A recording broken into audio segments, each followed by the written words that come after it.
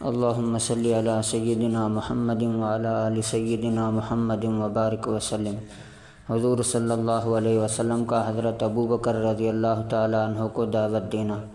حضرت عائشہ رضی اللہ عنہ فرماتی ہیں، حضرت ابوبکر رضی اللہ عنہ حضور صلی اللہ علیہ وسلم کے زمانے جاہلیت کے دوست تھے۔ ایک دن حضور صلی اللہ علیہ وسلم کی ملاقات کے ارادے سے گھر سے نکلے۔ آپ سے ملاقات ہوئی تو عرض کیا، اے ابو القاسم، یہ حضور صلی اللہ علیہ وسلم کی کنیت ہے، کیا بات ہے؟ آپ اپنی قوم کی مجلسوں میں نظر نہیں آتے ہیں، اور لوگ یہ الزام لگاتے ہیں کہ آپ ان کے آباء و اجداد وغیرہ کے عیوب بیان کرتے ہیں۔ حضور صلی اللہ علیہ وسلم نے فرمایا، میں اللہ کا رسول ہوں اور تم کو اللہ کی دعوت دیتا ہوں۔ جو ہی حضور صلی اللہ علیہ وسلم نے اپنی بات پوری فرمائی، حضرت ابوبکر رضی اللہ عنہ فوراً مسلمان ہو گئے۔ حضور صلی اللہ علیہ وسلم حضرت ابوبکر کے اسلام لانے سے اس قدر خوشی کے ساتھ واپس ہوئے کہ کوئی بھی مکہ کی ان دونوں پہاڑیوں کے درمیان، جن کو اخشبین کہتے ہیں، آپ سے زیادہ خوش نہ تھا۔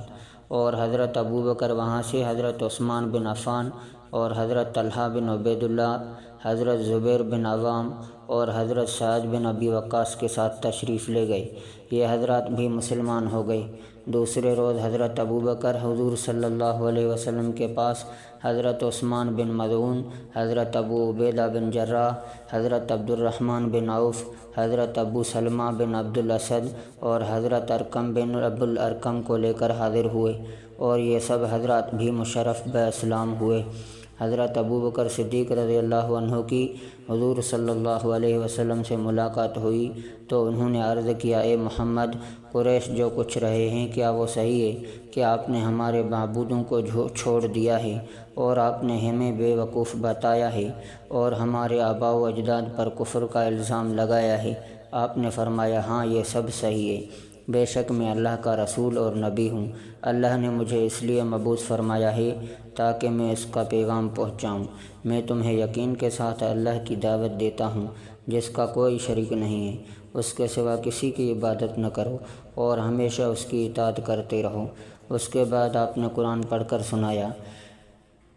حضرت ابوبکر نے نہ اقرار کیا اور نہ انکار، اور اسلام لے آئے اور بت پرستی چھوڑ دی اور اللہ کے شریکوں کو بھی چھوڑ دیا اور اسلام کی حقانیت کا اقرار کر لیا، اور ایمان و تصدیق کے ساتھ حضرت ابوبکر واپس ہوئے۔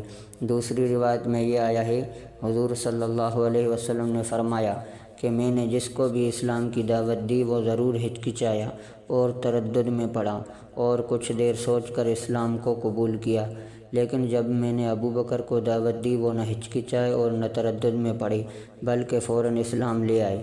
لہذا پہلی روایت میں جو یہ الفاظ گزرے ہیں کہ ابوبکر نے نہ اقرار کیا اور نہ انکار، یہ صحیح نہیں ہے، کیونکہ ابن اسحاق وغیرہ بہت سے راویوں نے ذکر کیا ہے کہ حضرت ابوبکر بعثت سے پہلے ہی حضور صلی اللہ علیہ وسلم کے ہر وقت ساتھ رہنے والے تھے اور اچھی طرح سے جانتے تھے کہ حضور صلی اللہ علیہ وسلم سچے اور امانت دار ہیں اور عمدہ طبیعت اور بہترین اخلاق کے مالک ہیں۔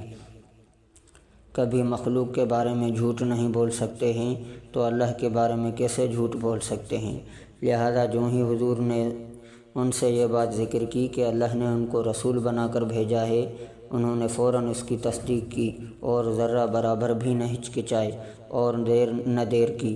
بخاری شریف میں حضرت ابو درداء رضی اللہ عنہ سے منقول ہے کہ ایک مرتبہ حضرت ابوبکر اور حضرت عمر میں کچھ جھگڑا ہو گیا تو حضور صلی اللہ علیہ وسلم نے فرمایا، اللہ نے مجھے تمہارے پاس بھیجا تھا، اس وقت تم سب نے کہا تھا کہ میں غلط کہتا ہوں، لیکن ابوبکر نے کہا تھا کہ یہ صحیح کہتے ہیں، اور جان و مال سے انہوں نے میری ہمدردی کی تھی، تو کیا تم لوگ میری وجہ سے میرے اس ساتھی کو چھوڑ دو گے؟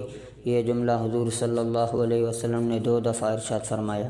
اس کے بعد حضرت ابوبکر کو کسی نے کبھی کچھ تکلیف نہیں دی۔ حضور صلی اللہ علیہ وسلم کا یہ ارشاد اس بات کی کھلی دلیل ہے کہ حضرت ابوبکر سب سے پہلے اسلام لائے تھے۔ اللہ تبارک و تعالیٰ سے دعا ہے کہ جس طرح یہ صحابہ کرام رضوان اللہ تعالیٰ علیہم اجمعین حضور صلی اللہ علیہ وسلم پر تکالیف کے بعد بھی ایمان لے آئے، اس